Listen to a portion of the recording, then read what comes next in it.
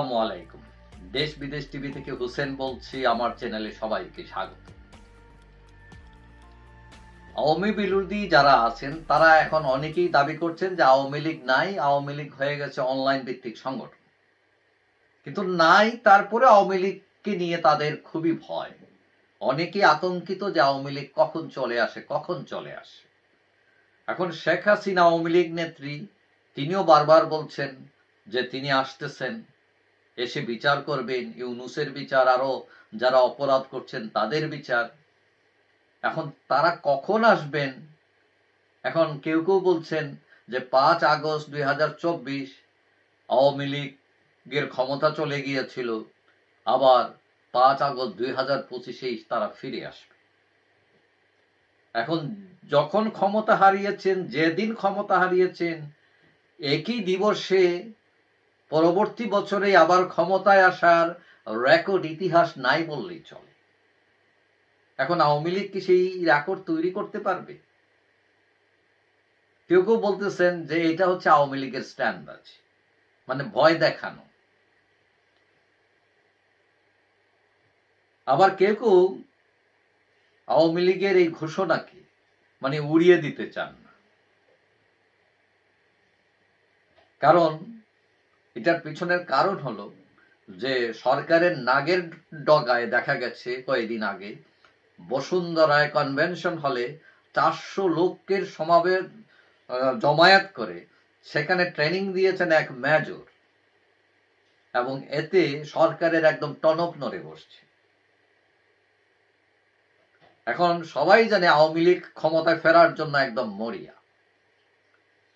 কিন্তু আওয়ামী লীগ এর আগে যখন ক্ষমতা থেকে চলে গিয়েছিল, ক্ষমতায় ফিরে আসতে তার 21 বছর লেগেছিল।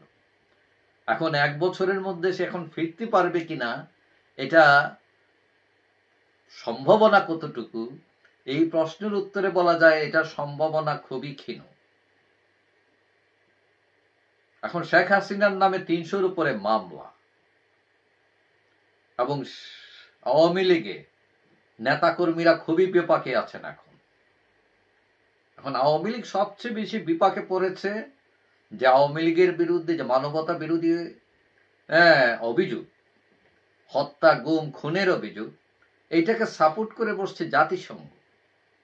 এখন ভারত ছাড়া আওয়ামী লীগের পাশে তেমন কোনো রাষ্ট্র নেই, এবং এই অবস্থায় ফেরাটা কতটুকু সম্ভাবনাময়, আদৌ সম্ভব কিনা 1 বছরের মধ্যে, এই 5 আগস্টের মধ্যে, এটার উত্তর অনেকটা না। এখন ধারণা করা হচ্ছে যে অভ্যুত্থানের শক্তিগুলো যারা মাঠে আছেন এখন, তাদের মধ্যে যে অনৈক্য তৈরি হয়েছে, অবিশ্বাস তৈরি হয়েছে, তাকে কাজে লাগাতে পারে আওয়ামী লীগ। এটা ছাড়াও প্রশাসন, সেনাবাহিনী, পুলিশ, এমন কোনো শাখা নেই যেখানে আওয়ামী লীগের লোকজন নেই, এবং আওয়ামী লীগ এদেরকে কাজে লাগানোর চেষ্টা করতে পারে। এটা ছাড়াও এই যে সরকারের 1 বছর, এই সরকারের 1 বছরে সরকারের অনেক দুর্বলতা আছে। বিশেষ করে দেশে কোনো বিনিয়োগ নাই, আইন শৃঙ্খলা পরিস্থিতি অবস্থা মোটেই সন্তোষজনক না। মব, যে কে তাকে পারে মারো, চাঁদাবাজি, দখলবাজি, সবকিছুতে মিলে অনেক মানুষ খুবই নাখুশ অবস্থায় আছে, এবং এটাকে কাজে লাগিয়ে আওয়ামী লীগ তার সমর্থন আদায় করতে পারে, সে আবার তার পুরনো জায়গায় ফেরার চেষ্টা করবে। কিন্তু আরেকটা কথা, যেটা ইম্পর্টেন্ট কথা, সেটা হলো মুখে এমনি আমরা যেটা মানুষের মুখে শুনি, সেটা হলো যে ঘরের শত্রু বিভীষণ। এখন আওয়ামী লীগের ঘরের মধ্যেই কিন্তু সমস্যা।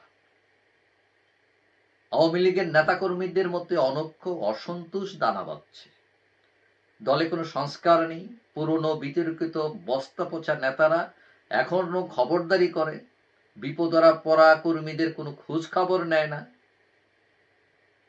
যার ফলে আওয়ামী লীগ নেতৃবৃন্দ ভারতে বসে কর্মসূচি দিলেও তারা যে একদম মৃত্যুর মানে জীবনের ঝুঁকি নিয়ে ঝাঁপিয়ে পড়বে, প্রাণ উৎসর্গ করে ফেলবে, এরকম মানুষের সংখ্যা খুবই কম, হাতে গোনা।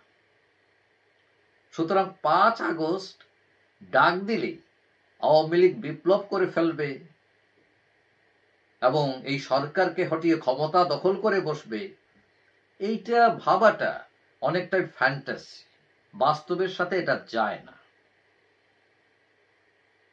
প্রথম কথা হলো তার সংগঠন গোছাতে হবে, তার কি কি দুর্বলতা আছে আওয়ামী লীগের, তার আত্মশুদ্ধি করা খুবই জরুরি।